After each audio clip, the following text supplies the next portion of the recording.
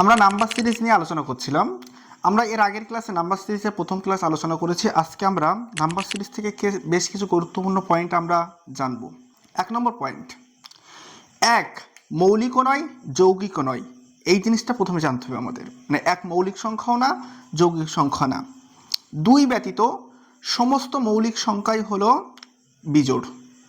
2 ব্যতীত সমস্ত যতগুলো মৌলিক সংখ্যা আছে, 2 ছাড়া সমস্ত মৌলিক সংখ্যা হচ্ছে বিজোড়। জোড় এবং ক্ষুদ্র মৌলিক সংখ্যা হলো 2, মানে সব থেকে ছোট আর জোড় মৌলিক সংখ্যা হলো 2। আর ক্ষুদ্রতম যৌগিক সংখ্যা হলো 4। সব থেকে ছোট যৌগিক সংখ্যা হলো 4। আর বৃহত্তম 3 অঙ্কের যদি আমরা মৌলিক সংখ্যা দেখি সেটা হবে 997। এটা বৃহত্তম 3 অঙ্কের মৌলিক সংখ্যা। তাহলে আমরা বেশ কিছু পয়েন্ট আমরা নাম্বার সিস্টেম থেকে আমরা দেখতে পাচ্ছি।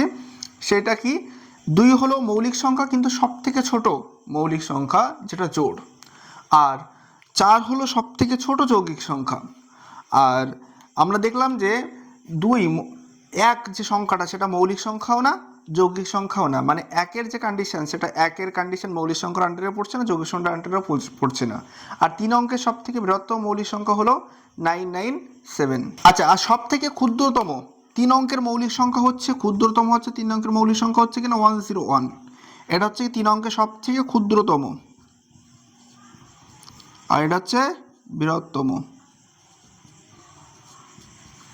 3 অঙ্কের বৃহত্তম মৌলিক সংখ্যা হলো 997, আর 3 অঙ্কের ক্ষুদ্রতম মৌলিক সংখ্যা হচ্ছে কিনা 101। আচ্ছা, প্রথম 100টি সংখ্যার মধ্যে কটা মৌলিক সংখ্যা আছে? প্রথম যদি আমরা 100টা সংখ্যা দেখি, 100টা সংখ্যার মধ্যে 25 মানে 25টা আছে মৌলিক সংখ্যা। আর প্রথম 50টার মধ্যে মৌলিক সংখ্যা আছে 15টা। 50টার মধ্যে 15টা আছে, আর 100টার মধ্যে আছে 25টা। এখন আমরা জোড় এবং বিজোড় সংখ্যার কিছু বৈশিষ্ট্য সম্পর্কে আলোচনা করব। যদি দুটো জোড় সংখ্যা হয়, সেই দুটি জোড় সংখ্যার সমষ্টি মানে যোগফল বা বিয়োগফল, অন্তরফল সবসময় জোড় সংখ্যাই হবে। তো জোড় সংখ্যা থেকে আমরা কি দেখতে পাচ্ছি? দুটি জোড় সংখ্যার অন্তরক ও সমষ্টি সর্বদা কি সংখ্যা হবে? জোড় সংখ্যা হবে। আর দুটি বিজোড় সংখ্যার সমষ্টি এবং অন্তরক দুটো কিন্তু আবার জোড় সংখ্যা হয়। মানে আমরা যদি উদাহরণের সাথে দেখানোর চেষ্টা করি, তো 5 যোগ 3 যোগ করলে কত হচ্ছে? 8 হচ্ছে। 5 বিয়োগ 3 কত হচ্ছে? 2 হচ্ছে। তাহলে দুটো বিজোড় সংখ্যার সমষ্টিও আমাদের জোড় সংখ্যা পেয়ে যাচ্ছি, অন্তরও আমরা বিজোড় সংখ্যা পেয়ে যাচ্ছি।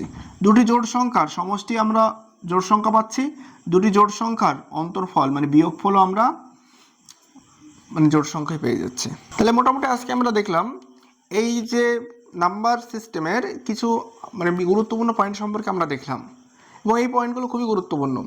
আজ এই পয়েন্টগুলো নিয়ে দেখলাম। আমরা পরের দিন আরও চেষ্টা করব যে নাম্বার সিরিজ থেকে কোন অঙ্কগুলো পরীক্ষায় এসেছে এবং সেই অঙ্কগুলো নিয়ে আমরা আলোচনা করতে।